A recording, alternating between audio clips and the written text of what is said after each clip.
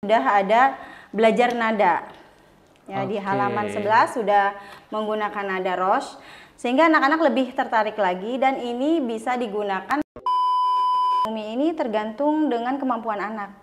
Oh, jadi bukan berdasarkan kelas dia. Bukan. Tapi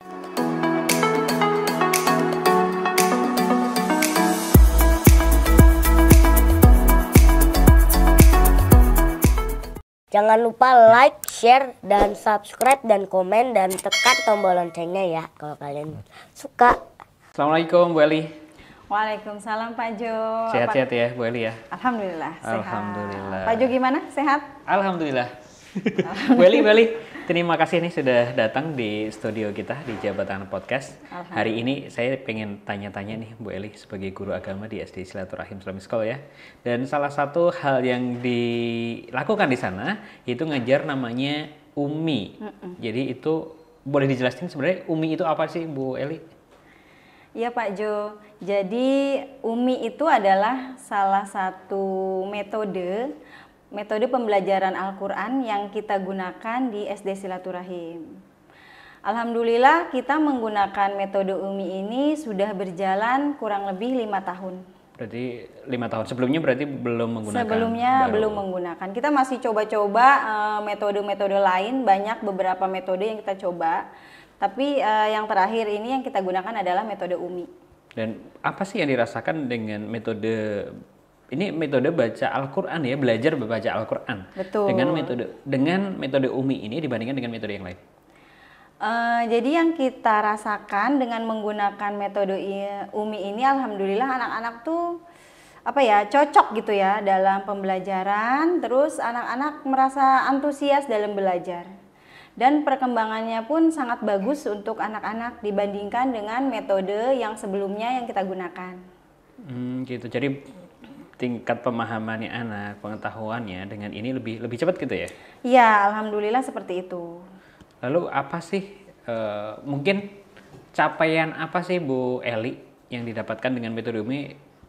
Lebih cepatnya seberapa cepat atau seberapa nangkepnya sih sama si anak-anak?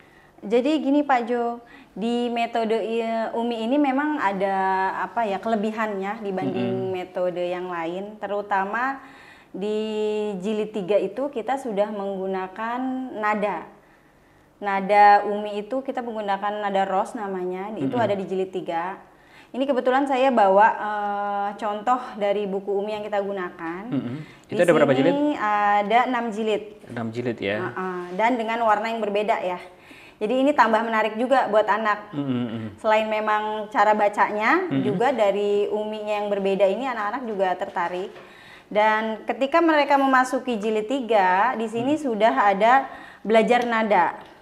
Ya, di halaman 11 sudah menggunakan nada rosh, sehingga anak-anak lebih tertarik lagi, dan ini bisa digunakan nadanya ini pada saat murojaah juga. Nadanya disambungkan dengan murojaah atau hafalan surat. Oke, boleh dicoba Bu Eli. Jadi kayak misalkan nada rosh itu kayak gini nih. Tapi kalau misalkan yang nggak pakai nada istilahnya yang biasa itu kayak gimana gitu? Jadi di Umi 1 sampai 2 ini kan belum menggunakan nada ya, hanya pengenalan huruf. Di sini hanya mengenalkan huruf alif sampai ya, mengenal tanda fathah, kasroh, domah ya, harokat. Iya, jadi Pak Jo, kita menggunakan buku Umi ini, contoh yang akan saya sampaikan adalah di Umi 1 ini hanya mengenal huruf alif sampai ya, kemudian mengenal harokat. Di jilid 2 ini mengenal huruf sambung Pak Jo. Mengenal huruf sambung. Mengenal huruf sambung, ini belum ada nadanya. Ya, masih huruf-huruf sambung. Kemudian di jilid 3 nanti kita akan ketemu di sini di halaman. Mungkin bisa dilihatin kamera nih. Oh, bayangannya kayak gimana gitu. Ya. Kameranya sebelah sini. Di jilid 3 ini halaman berapa ya? 13 kalau nggak salah ya. Di halaman 13 di sini sudah ada nada. Kalau di sini kan biasa ya bacanya hadza balagun. Nah, di sini nanti ada nada. Nada tinggi rendah. Hadza siratun. Hadza lasahirun. Nah, ke bawah nanti semua nadanya sama. Jadi ada nada rendah, ada nada yang tinggi. kita menggunakan nada rosh. Nanti akan berlanjut ke umi-umi yang tinggi lagi ke 4, 5 gitu ya kan. Di sini lebih panjang lagi di jilid 4. Contohnya misalnya wa ja'alna naumakum subata. Contohnya di jilid 6 ini sudah lebih tinggi lagi. Di sini kita sudah mengenal izhar ya di sini ya, huruf jelas. Contohnya di sini tajwid juga dipelajarin di sini. Ada di sini sebetulnya tidak belajar tajwid langsung, tapi langsung ke praktek. Okay. Jadi anak belum belajar tajwid, tapi dia sudah tahu prakteknya. Cara membacanya seperti apa, izhar itu seperti apa bacanya, ikhfa'nya, dengungnya, semua sudah terbiasa dengan menggunakan umi. Terus itu kan ada beberapa level, ada 6 ya, ada 6 level. Apakah itu setiap misalkan di kelas 1 itu level 1, kelas 2 level 2, atau bisa misalkan di kelas 1 karena memang mungkin sudah biasa, bisa masuk ke level 3 dan sebagainya? Jadi kalau untuk pembelajaran umi ini tergantung dengan kemampuan anak.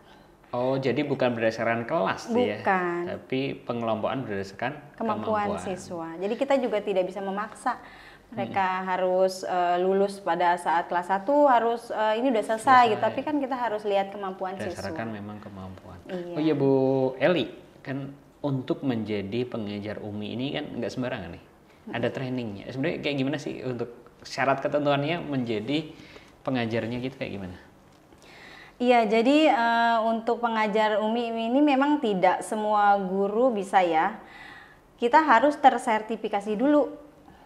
Intinya diperbolehkan dengan syarat. Dengan syarat harus sertifikasi oleh Umi Pusat Foundation gitu. Umi Foundation Pusat. Berarti memang ada training pelatihannya untuk ngajar. Ketika memang sudah lulus bisa diberikan sertifikasi. Kemudian diperkenankan untuk mengajar. Kayak gitu. Oke, Bu Eli, ini boleh cerita nih atau harapannya apa nih ke depan buat anak-anak di SD Silaturahim ataupun buat SD Silaturahim secara umum? Iya, jadi kita sebagai pengajar umi harapannya sih ya, ketika anak kelas 3 itu sudah bisa lulus jilid 6.